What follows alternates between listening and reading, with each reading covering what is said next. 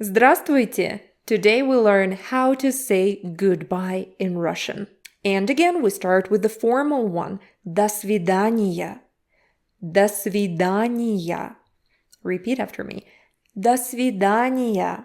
This one you use with people you don't know, or people who are older than you, or people who are higher than you in the career hierarchy, like your manager, your boss. I don't know where you work, but yeah, you would say до свидания to those people. До свидания. The informal option is even better. Super simple. Пока.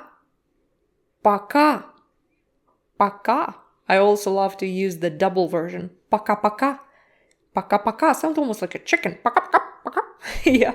Пока. You can use it with your family members, with your friends, and young people can use it with one another. Yeah, you can't use it with older people, only young people.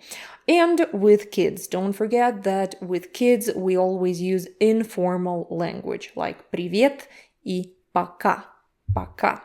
So that's it for today. Super short. Tomorrow we will learn how to ask how are you in Russian. So stay tuned, press like under this video, and I see you tomorrow. Пока-пока.